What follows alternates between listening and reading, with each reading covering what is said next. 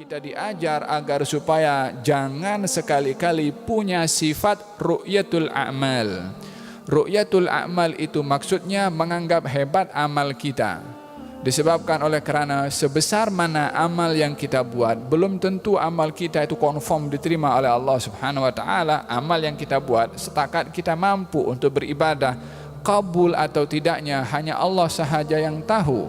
Oleh sebab itu Nabi Ibrahim membuat Kaabah itu satu amalan cukup hebat.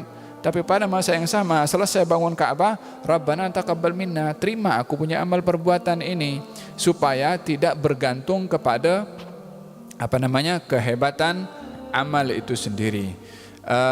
Oleh sebab itu Nabi Ibrahim mengajarkan kepada kita setelah beramal minta kepada Allah agar supaya ibadah yang kita lakukan diterima oleh Allah Subhanahu wa taala. Kita semua sedia maklum tentang kisah Habil dan Qabil yang sama-sama bersedekah, tetapi satu diterima, yang satu tak diterima, walaupun kedua-duanya adalah bersedekah. Id qarraba qurbanan fatuqbila min ahadihima wa lam yutaqabbal minal akhar. Ketika keduanya bersedekah, diterima satu, tak diterima yang lain, walaupun sama-sama bersedekah, sama-sama beramal, tapi qabulnya satu diterima, satu tidak, karena Allah Subhanahu wa taala menilai dan menimbang amal perbuatan manusia. Selagi seseorang tidak tahu kedudukan amalnya diterima oleh Allah atau tidak, selagi itu dia tak boleh merasa bangga dengan amal, disebabkan apa yang dia buat dia tak tahu diterima atau tidak. Oleh sebab itu berdoalah kepada Allah bila mana selesai daripada beramal. Kenapa kita selesai salat kita masih berzikir dulu kepada Allah Subhanahu wa taala, dan kita mohon kepada Allah Subhanahu wa taala untuk berdoa agar supaya amal salat kita diterima.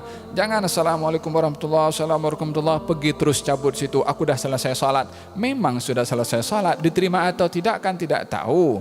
Mintalah dulu kurang-kurang agar supaya kita punya amal diterima oleh Allah Subhanahu wa taala. Dan apa saja, walihada baginda Rasulullah ketika diperintahkan oleh Allah mendoakan kepada orang yang bersedekah mengeluarkan zakat, katanya khudh min amwalihim shadaqatan tutahhiruhum wa tuzakkihim biha wa shalli alaihim. Ambillah harta, yakni zakat, daripada orang yang berhak mengeluarkan, agar supaya harta zakat itu mensucikan dan membersihkan mereka. Wa shalli alaihim, doakan kepada orang yang mengeluarkan zakat. Doa apa kepada orang mengeluarkan zakat? Supaya zakatnya diterima, supaya digantikan oleh Allah, supaya diberi pahala oleh Allah Subhanahu wa taala. Itu doa orang yang beribadah meminta agar supaya ibadahnya diterima. Allah Subhanahu wa taala, baginda Rasulullah ketika berkorban, ibadah korban, katanya, ya Allah, ini adalah korban daripada Muhammad, fataqabbalhu minni, terimalah ibadah korbanku ini. Minta kabul juga kepada Allah Subhanahu wa taala. Fasyahid di sini adalah ayat mengajarkan kepada kita daripada Nabi Ibrahim untuk kita berdoa meminta kepada Allah kabul atas ibadah yang kita lakukan. Perbuatan ini akan menyebabkan kita terselamat daripada riya, yang bangga dengan amal yang kita buat, atau kita terselamat daripada sikap melihat amal kita besar. Buat apa menganggap amal itu besar kalau tak diterima oleh Allah Subhanahu wa taala, sementara kita tak tahu amal kita diterima atau tidak. Dengan demikian, ini adalah yang perlu untuk